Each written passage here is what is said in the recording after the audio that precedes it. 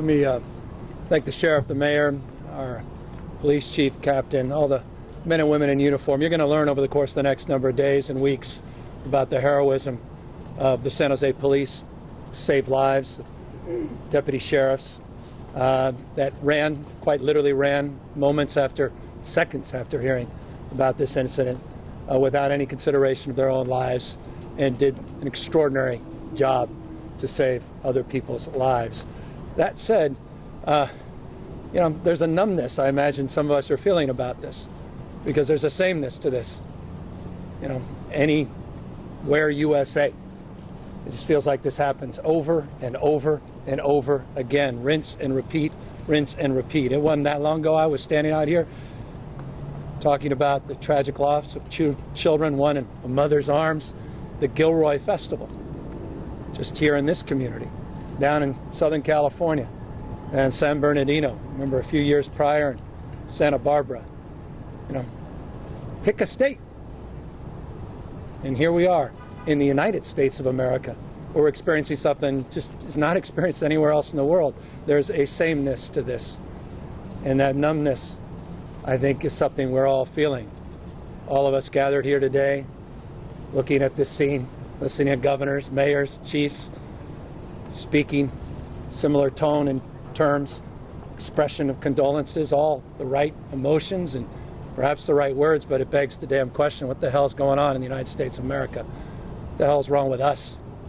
And when are we going to come to grips with this? When are we going to put down our arms, literally and figuratively, our politics, stale rhetoric, finger pointing, all the hand-wringing consternation that produces nothing except more fury and frustration, more scenes like this repeated over and over and over again. I say that not as a governor, I just say that as a father of four.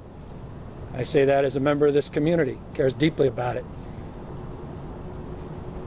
So we'll have time to work through all of that. But one thing I just wanted to briefly speak to is the pain in those victims. We just had the privilege of spending the last few hours with the victims that are waiting to just learn if their loved one is still alive. They're dialing the phones, they can't find it. They're trying to go on and find a phone of the loved one. Waiting to hear from the coroner, waiting to hear from any of us, just desperate to find out if their brother, their son, their dad, their mom is still alive. Just imagine being in there.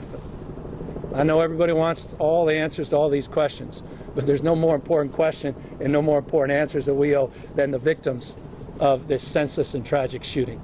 And so I'm not just going to express my condolences. I'm not just going to express the usual platitudes, but let me just thank the heroism of those victims.